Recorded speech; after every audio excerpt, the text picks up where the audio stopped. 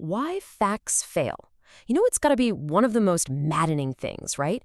You lay out solid, evidence-based facts for someone and nothing. You just can't change their mind. Well, today we're going to get into the neuroscience of exactly why that happens. I mean, you've totally been there. We all have. Maybe it's a family argument over dinner, or you're deep in some comment thread online. You've got the perfect, logical point, you lay it all out, and you just hit a brick wall. And it feels like the more facts you throw at it, the higher and stronger that wall gets. Well, it turns out there's a real neuroscientific reason for that wall, and we're about to take a look inside. So what exactly is that wall? Here's the thing. It's not built out of ignorance. It's actually built by one of the most powerful forces in the human mind. It's a little something called cognitive dissonance. Think of it like a really loud, really annoying mental alarm bell that goes off when you hear something that totally conflicts with what you believe. It's this deep psychological discomfort, and our brains, they're hardwired to do whatever it takes to shut that alarm off, and fast. So how does the brain try to get back to normal?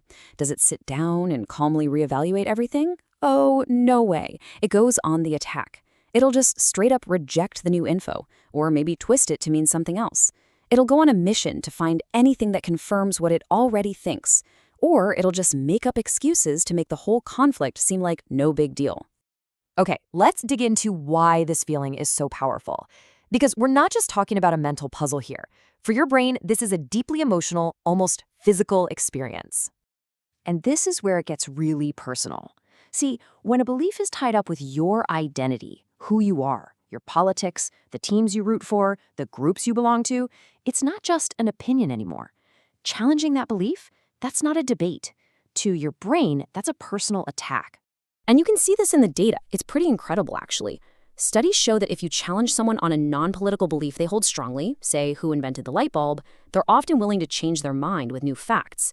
But when you challenge a political belief that's tied to their core identity, the needle barely moves. The change is practically zero. Because that belief isn't just a fact, it's part of who they are. So why? Why does the brain get so defensive? Well, thanks to fMRI scans, which let us literally see what parts of the brain are working, we can get a pretty startling look inside someone's head when their core beliefs are being challenged. And this quote from the research, it's just mind-blowing. When you're presented with facts that contradict a deeply held belief, parts of your brain light up in the exact same way as they would if you were facing a real physical threat. Just let that sink in for a second. So let's talk about the amygdala. This is your brain's ancient, hardwired threat detector. It's the part that goes into overdrive when it senses danger, fear, anxiety, that kind of thing. And guess what the fMRI scans show? When someone's core beliefs are challenged, the amygdala lights up like a Christmas tree. And get this, the people who are the most stubborn, the most resistant to changing their minds, their amygdalas show the most activity.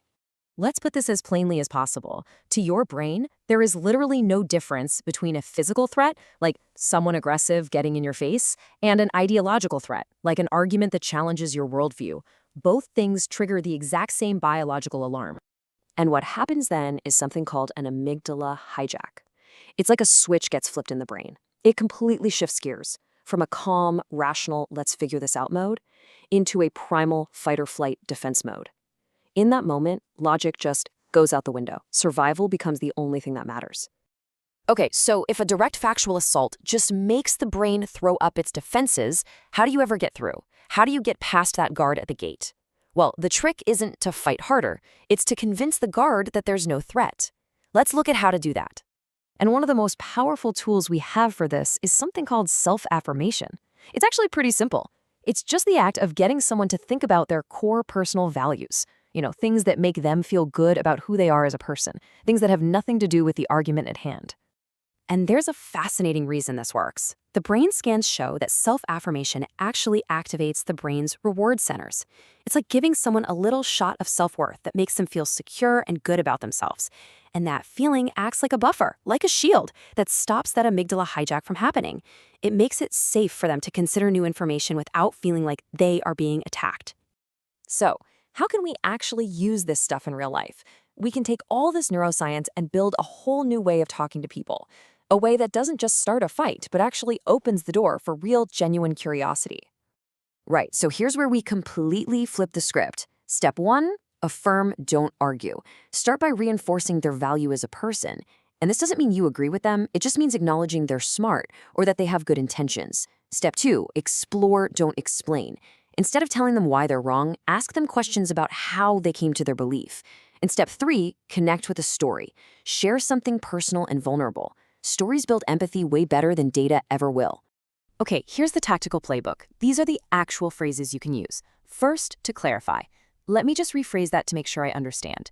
This immediately shows you're listening, which is huge for lowering defenses. Next, to calibrate. On a scale of 1 to 100, how confident are you about that? This is a game changer. It breaks that all or nothing thinking. Then, to explore.